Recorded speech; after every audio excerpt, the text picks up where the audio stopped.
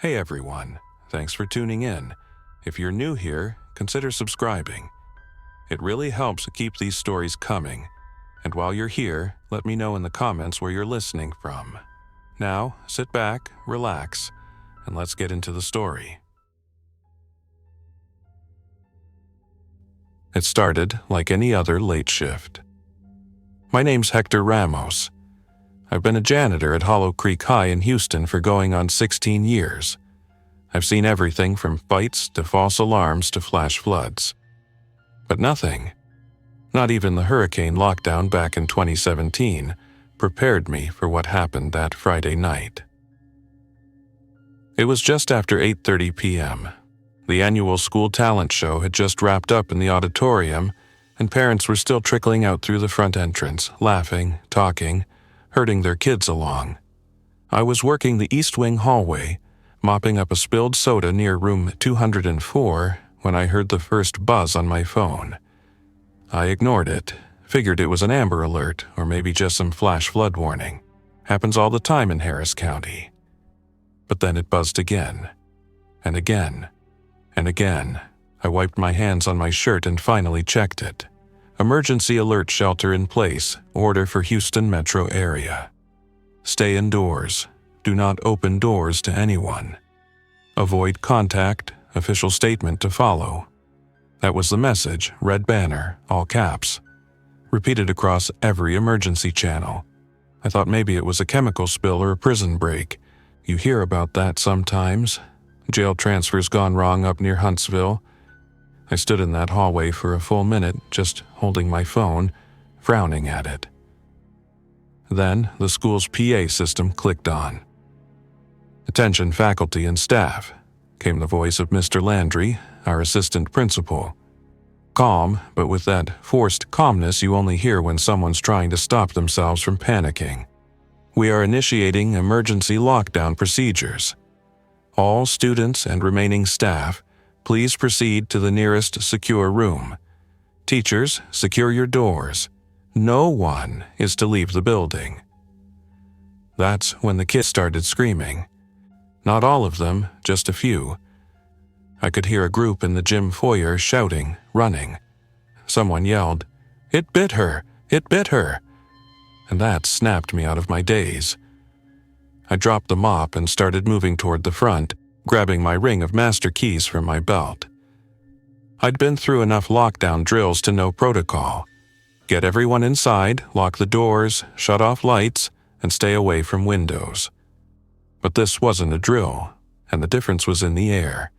Tight, electric, like the time a lightning bolt hit the transformer across from the school during a pep rally.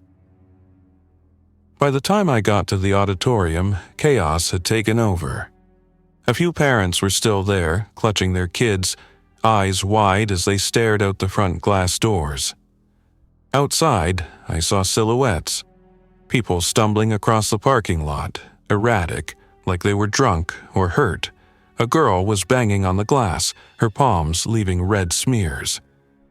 One of the teachers, Miss Ellen Hargrove, was trying to pull students back inside. "We have to lock the doors," she yelled. "Now!" Mr. Landry came sprinting down the hallway, tie flapping. "Hector, get the side doors." I was already on it. The side exits near the cafeteria and the east wing led directly to the staff lot and rear alley behind the gym. If those weren't locked, anyone or anything could walk right in. I made it to the east exit and slammed the crash bar shut, then twisted the deadbolt and secured it with the heavy-duty chain we'd kept in the maintenance closet ever since the district started getting paranoid about school shooters. The hall was quiet after that. Too quiet. The kind of quiet where you can hear your own heartbeat in your ears. Then came the pounding. From the other side of the door, I froze. It was frantic, rapid, wild, fists slamming on metal with a desperate rhythm. I leaned in, instinct telling me to check, to help. That's when I heard the sound. Not words, not screams. Something else. A rasping moan, low and thick, like it came from somewhere deep inside a broken chest. I stepped back. "Nope," I whispered. backing down the hallway. I returned to the main foyer and found the remaining students and staff, maybe 24 in total, huddled in the library. It was the only room without exterior windows, and the reinforced security door had been installed after the 2022 bond upgrade.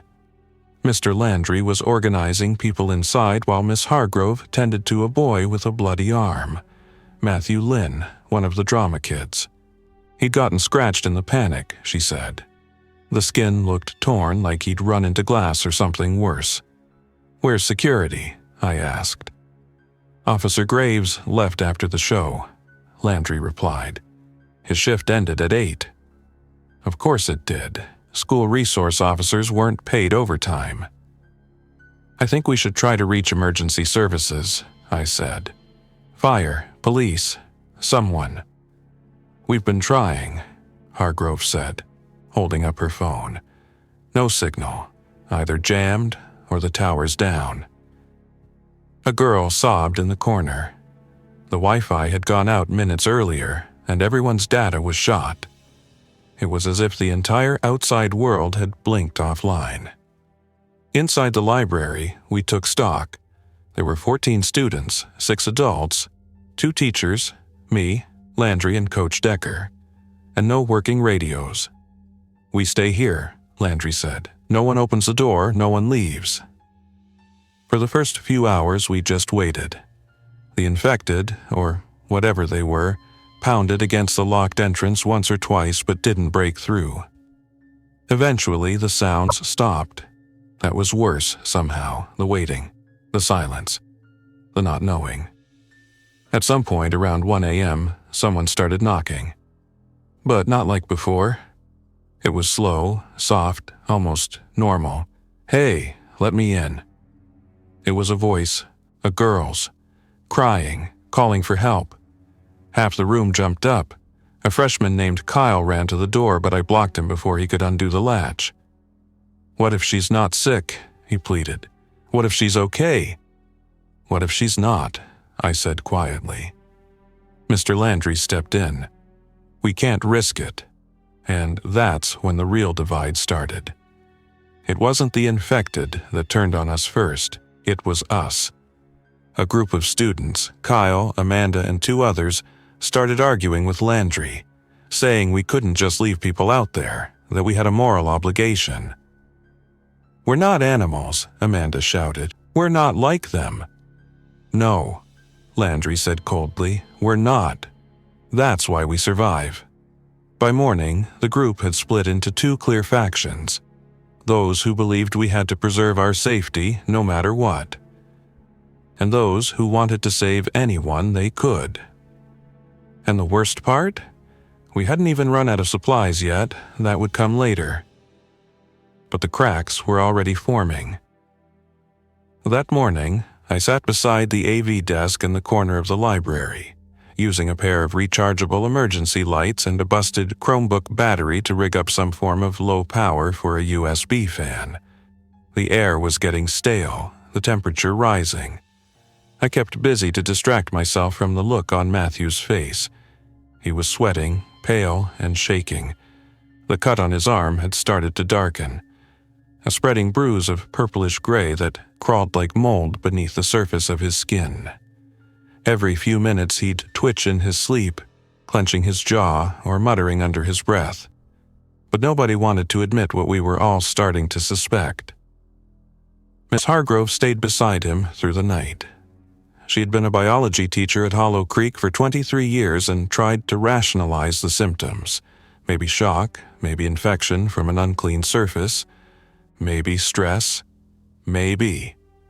But there was something deeper in her eyes when she checked his temperature and found his skin cold to the touch, despite the sweat beating across his forehead. She didn't say it out loud, but I saw it. She knew. She just wasn't ready to put it into words. By noon, the mood in the library had curdled. No one was joking anymore. Nobody sat together unless they absolutely had to. Even the students who had clung to each other the night before now kept distance between themselves. The power had been out for almost 10 hours, and with no fresh air cycling through, the room felt like a pressurized canister, dry, warm, and full of breath and fear. Landry tried to organize rationing, counting out the vending machine snacks and water bottles we'd scavenged earlier that morning from the break room. We had about 22 bottles of water, a half-dozen sports drinks, and enough food to last maybe 3 days if we kept to minimal portions. The vending machine had been our first target. Coach Decker had used a bench from the reading area to bust the glass. At first, the kids laughed at it, like they were in a bad movie. But when he brought over the smashed remains of granola bars and trail mix and started sorting them out like emergency supplies, the reality hit hard. Still, the hunger was bearable. It was the silence that wore on us. The complete vacuum of information. No cell signal, no radio broadcasts. The school's emergency ham radio in the front office had a dead battery and no spare. I tried rewiring it with some parts from the AV room, but without a decent antenna, it was like trying to scream across a canyon. All I got was static. Then, around 1:40 in the afternoon, Matthew started to seize. It came out of nowhere. He sat up, eyes wide, breathing hard like he'd just surfaced from underwater. Then his whole body went rigid, back arching, mouth open in a silent scream. Miss Hargrove shouted for help and tried to hold him down, but he was flailing too hard. Amanda rushed over with a blanket, and Landry stepped in to restrain his legs. But even together, we struggled. The boy was burning up, eyes rolling back, fingernails scraping at the carpet. After a minute, it stopped. He went limp. Nobody moved. We just stared. "Is he?" someone whispered. "No," Hargrove said, checking his pulse. "He's alive, barely." His breathing was shallow but steady. His skin had taken on an almost bluish hue, like he'd been pulled out of ice water. The veins in his neck stood out like cables. Miss Hargrove told everyone to back away and ordered Landry to quarantine him. It was the first time anyone used that word. We moved him into the small conference room beside the librarian's desk. I locked the door from the outside and placed a chair under the handle just in case. It felt wrong, but nobody objected. That night, no one slept. Some of the kids started asking what was going on out there, what the infected even were. No one had real answers. I remembered flashes from the emergency alert before everything went dark. Mentions of a biological threat, possibly transmitted through bites or exposure to bodily fluids. Nothing official, just rumors and fragments. Landry insisted we had to wait for a rescue. "They'll come eventually," he said, like he was trying to convince himself more than us. "This is a school. People will notice." But what if no one was left to come? The next morning, everything changed. I was in the hallway outside the library, checking the doors again, making sure our barricades were still holding. I'd set up noise traps, empty soda cans on strings, tied across the door frames, the kind of thing I used to do back when I was stationed in Kuwait to keep animals out of the tents. Old habits die hard. As I returned, I heard a crash from the conference room. A low, guttural sound followed. It didn't sound like Matthew anymore. I ran back into the library and told Landry and Hargrove. We unlocked the conference room slowly, with the chair removed and a fire extinguisher in hand just in case. The moment the door cracked open, we saw him. Matthew was standing, or what used to be Matthew. His eyes were bloodshot, skin mottled and drawn tight across his skull. He was breathing fast, shallow inhales, nostrils flaring. When he saw us, he didn't say a word. He lunged. We slammed the door shut and jammed it with the chair again, but not before Amanda, who had been helping Hargrove, screamed and fell backward. She hadn't been touched, but the shock of it all shattered the last pieces of calm we had left. Coach Decker demanded we end it. "We can't leave that thing alive in there," he said. You saw what it was. That's not a kid anymore." But Miss Hargrove pushed back, still holding on to hope. "He's not gone. He's sick. We need to restrain him, not kill him." They argued for nearly 20 minutes, voices rising. The students sat huddled near the back, whispering, casting nervous glances toward the conference room where Matthew occasionally slammed against the wall or scratched at the door.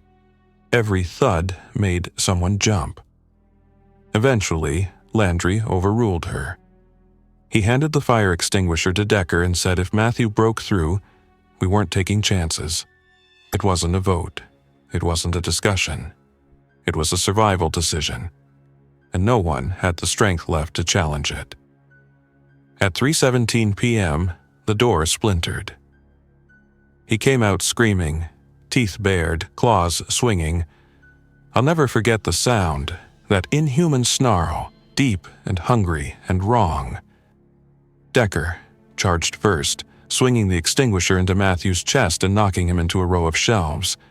The impact didn't stop him. He got back up fast. It took all three of us, Landry, Decker, and me, to pin him. In the end, it wasn't the extinguisher that stopped him. It was a broken chair leg that Landry drove into his side when he lunged at one of the kids. He didn't even scream, just gurgled and twitched and finally stopped moving. The silence afterward was unbearable. Everyone in that library saw it, saw what infection meant, saw what someone turned into after being bitten. After that, the rules changed. No more arguments about helping people, no more talk of rescue.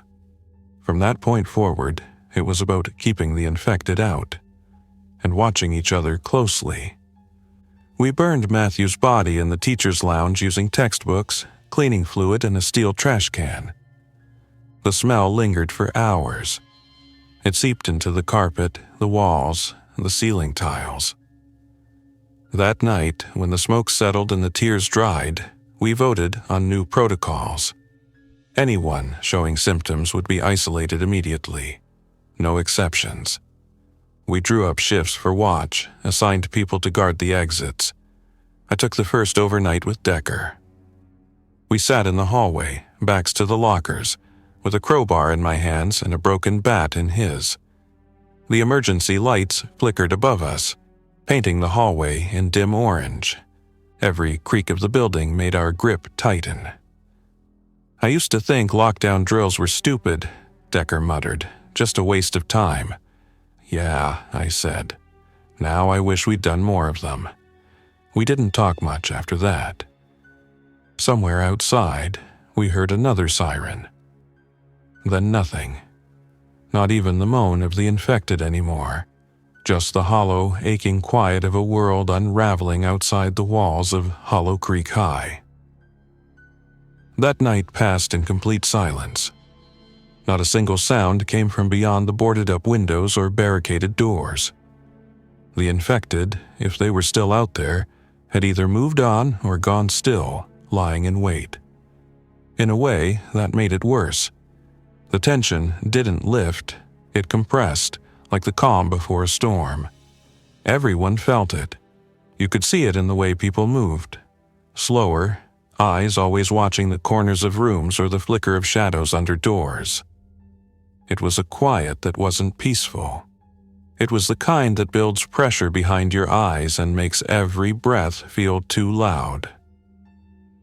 By morning, the air inside the library had gone stale enough that people started sleeping closer to the exit just to feel the cooler drafts leaking through the frame. We still had a little water, but it wouldn't last much longer. The vending machines had been picked clean, and the supply closet in the science wing, our next best bet, was across the building. Too far to risk a run without knowing what waited in the halls. Landry was trying to keep order. He kept lists, food inventory, water consumption, people on watch rotation. He recorded it all in a notebook taken from the librarian's desk, jotting down everything with a borrowed red marker. It gave him purpose. But people had started to ignore him. His voice didn't carry the same weight after Matthew. Not after he'd ordered the door locked, then driven that broken chair leg through the kid's ribs. The students didn't look at him the same, and the teachers, especially Hargrove, avoided eye contact when he spoke. The illusion of leadership was still there, but it was wearing thin. It was during one of those ration meetings that things finally started to crack. Kyle and Amanda, two of the students who had clashed with Landry before, had been whispering in the corner for hours, heads together, voices low. When Amanda finally stood and asked why we weren't trying to leave, it wasn't a question. It was a challenge. "There's no rescue coming," she said flatly. "We've been here for 3 days. No signals, no sounds, no nothing.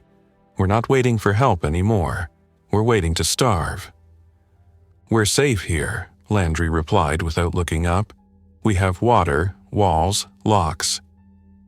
"Locks didn't stop Matthew," Kyle added, his voice sharper than it had been the night before. "What happens when someone else gets sick? What happens when we run out of water? You going to vote people out the door?" The room fell silent. No one dared answer. The question didn't need one. Later that afternoon, we drew up a plan to reach the science wing. I'd memorized the layout of the building over the years. Every hallway, closet, duct, and service tunnel. There was a maintenance crawlspace behind the theater stage that connected to the East Wing storage area.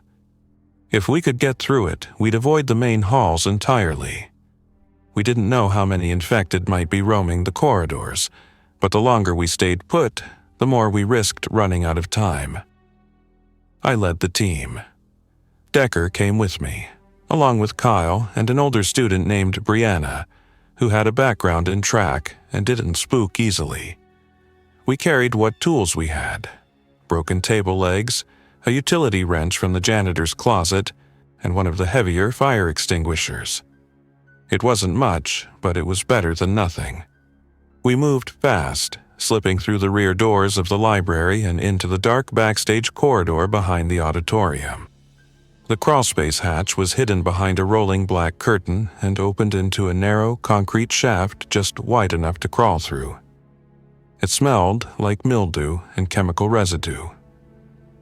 We moved in silence, flashlight beams bouncing off the walls, picking out cobwebs and rusted pipes. It was tighter than I remembered, and the dust kicked up with every movement made it hard to breathe. Halfway through, Kyle froze. We all stopped. "What is it?" I whispered. He didn't answer, just pointed. Ahead, in the shaft where the maintenance tunnel crossed beneath the East Wing stairwell, we saw something. Dark smears across the concrete. Not fresh blood, but old. Dried. Thick. There were handprints, too, smudged and smeared like someone had tried to crawl through dragging a broken leg. We kept moving. Reaching the science wing took us another 20 minutes. When we finally emerged through a floor panel behind the supply room, the silence was complete. No movement, no noise. The hallway was littered with old papers, an overturned cart, and a crushed tablet screen near the lockers. Whatever had happened here, it had ended fast. The supply room was locked, but my keyring still worked. Inside, we found what we needed: first aid kits, bottled lab water, energy bars, iodine tablets, and alcohol wipes. It wasn't a miracle, but it would buy us a few more days. On the way back, we detoured through the nurse's office and grabbed whatever was left: medical gloves, gauze, some antiseptic, and a few inhalers. I also found a small battery-powered radio tucked in a drawer beside a melted protein shake. The antenna was bent, but I took it anyway. If I could rig it to the AV cart's battery pack, maybe we could pick something up. The crawlspace trip back was quieter. No blood, no movement. Still, we moved faster. When we returned, the mood in the library shifted. Everyone gathered around, desperate for water and something more. Hope, maybe. A sign that we could survive longer than the walls seemed to promise. But even as people drank and passed around the protein bars, The fractures were still visible. Kyle had become bolder, speaking in whispers to groups of students, casting glances at Landry every time he made a decision. Amanda stood beside him now, arms crossed, no longer hiding her anger. That night, I finally got the radio working. It wasn't much, just static mostly, but for one brief moment, I caught something. A voice, garbled and faint, repeating coordinates. Then, evacuation center at Herman Park. Repeat, military presence at... The signal died before I could hear the rest, but it was enough. When I told the others, there were mixed reactions. Some were ready to leave immediately. Others, Landry among them, wanted to wait until we had more confirmation, more information. But there was no more information coming. This was all we had. In the early hours before dawn, I saw Kyle whispering with Decker. That surprised me.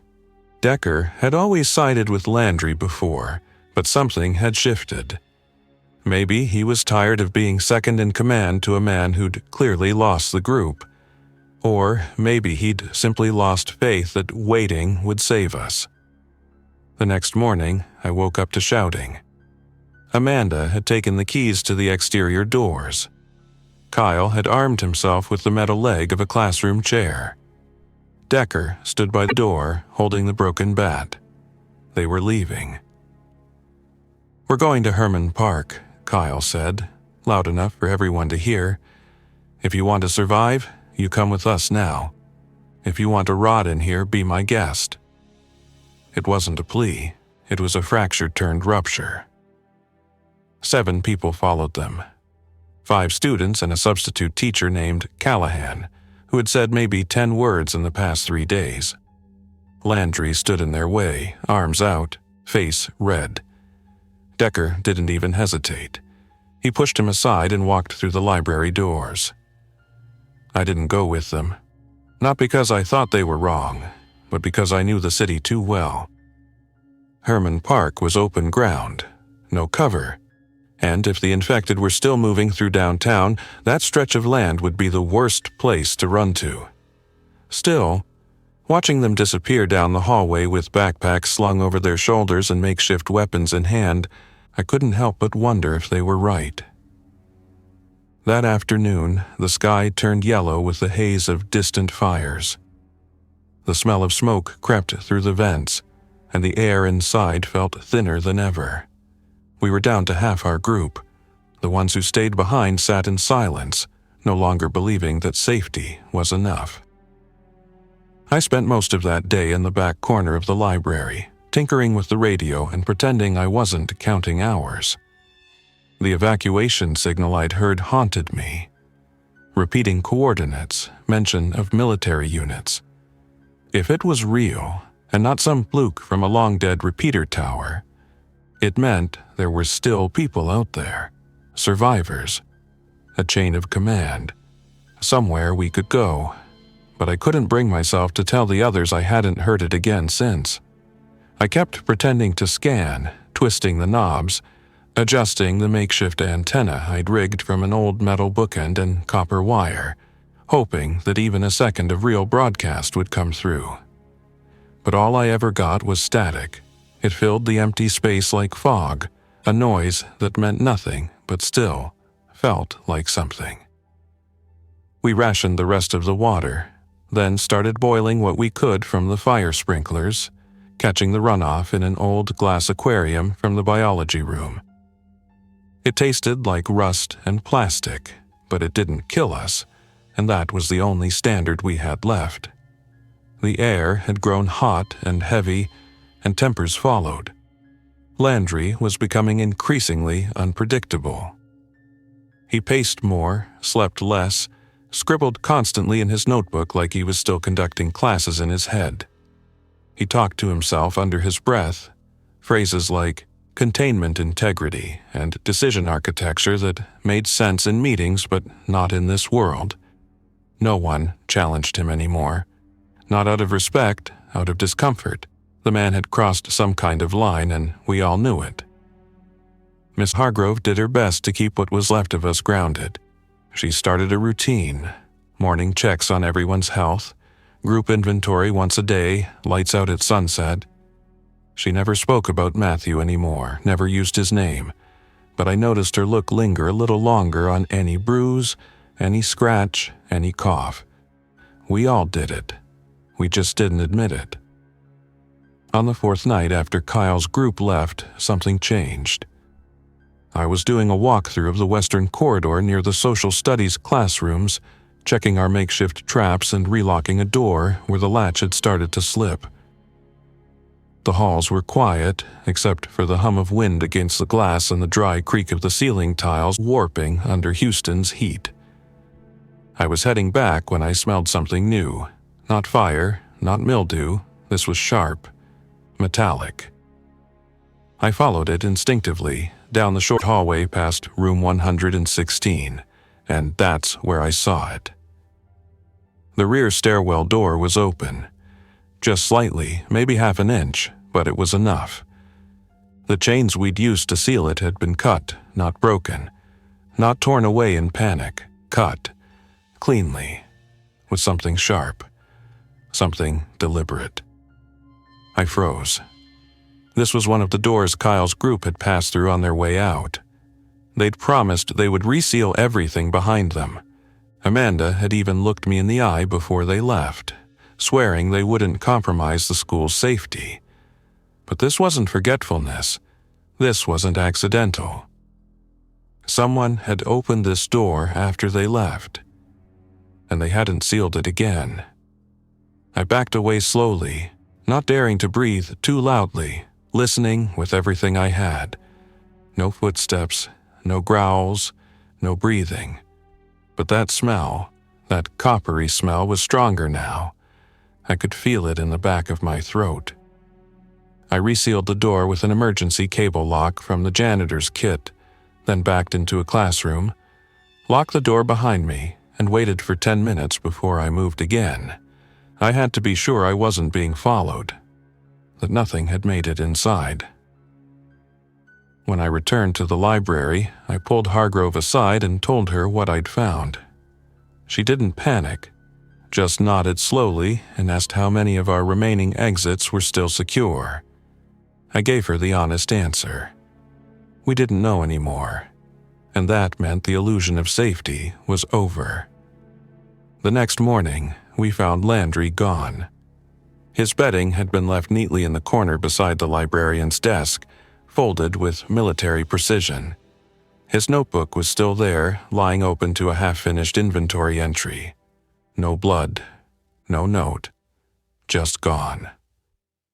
We searched the building for hours, every classroom, every stairwell, every closet. Nothing. No sign of forced entry, no sign of violence. He'd simply walked out into the dark, alone. I can't say we were shocked. By then, we'd all seen it happening in real time, his mind coming apart like wet cardboard. Maybe he thought he could find help, or maybe he just couldn't take the waiting anymore. That night, I posted myself by the front foyer, sitting beside the shattered vending machine with the crowbar in my lap and the fire extinguisher propped against my boot. The silence was oppressive, but somewhere around 3 a.m. I heard something. Footsteps. Slow, dragging, and then a voice. Muffled, slurred, but still unmistakably human. "Hello? Anyone?"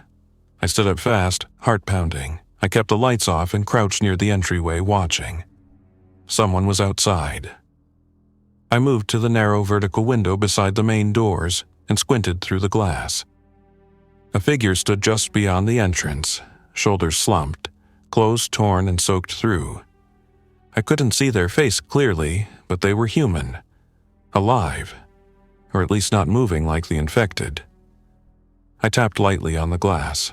They flinched, turned, and then I saw. It was Amanda. She was thinner, pale, with bruises up her left arm and a makeshift bandage wrapped around her leg. Her eyes were bloodshot, and her voice was rough from thirst or screaming or both. "Hector," she whispered, pressing a hand to the glass. "Please, let me in." I didn't move at first. "Where are the others?" I asked, my voice barely a breath.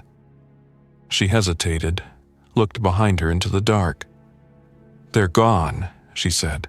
"Kyle got bit. Decker tried to help him, it didn't. He turned fast. We didn't know what to do. The evac zone was burned out, bodies everywhere. We came back, but only I made it. I didn't ask more." I looked at her hand, pale, trembling, but I didn't see any fresh wounds. No blood, no bite. I opened the door. We brought her inside carefully. Hargrove ran a full check: temperature, pulse, mobility. She was dehydrated, limping, but clean. She hadn't been touched. She stayed with us for 2 days after that, barely speaking. She spent most of her time near the back shelves, sitting on a flattened stack of old SAT prep books, sipping from a cup of filtered sprinkler water and staring at nothing. On the 3rd day, she finally talked, told us everything. The military checkpoint at Herman Park had been overrun. Whatever they were using as barricades, buses, fencing, sandbags, hadn't held. The infected came from the west side, through the museum district. She described dozens of them pouring in, ignoring bullets, tearing through people like animals. She said she watched a soldier fire 6 times into one of them and still get dragged down screaming. They'd tried to run, tried to hide, but the noise only brought more. She didn't remember how she escaped, just that she ended up back on Main Street, wandering toward the school because it was the only place she'd ever felt even remotely safe. I didn't blame her. But the others started to. We were down to 6 now: me, Hargrove, Amanda, Brianna, a sophomore named Jalen, and a quiet girl named Tasha who hadn't spoken since Matthew's death. 6 people in a building designed for 2,000. Every echo was louder now. Every creak, every gust of wind through broken vents. And then, on the 5th night, the banging started. It was sudden, violent, not like before. 3 points of impact all at once: main entrance, side stairwell, gym hallway. The infected hadn't forgotten us. They had simply waited until we were quiet enough, still enough to listen. The door traps went off like firecrackers. Cans tumbling, lockers slamming shut from vibrations, books tumbling off shelves. We rushed to secure the doors, but the infected weren't just mindless anymore.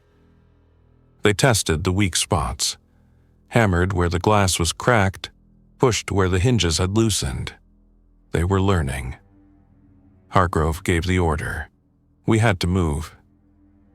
We gathered what little we had left: 2 backpacks of supplies, 1 working flashlight, and a hatchet I'd pulled from the emergency supply closet weeks ago but never dared to use. We headed for the AV corridor. There was an old access hatch I remembered, a utility crawl under the floor that led toward the east maintenance exit. If we could get out that way, we could make a run for the Metro Rail line near Fannin Street. If there was still a city to run to. We slipped through the crawl space one by one, the pounding still echoing behind us. It sounded like thunder, like the whole building was breathing through its broken seams.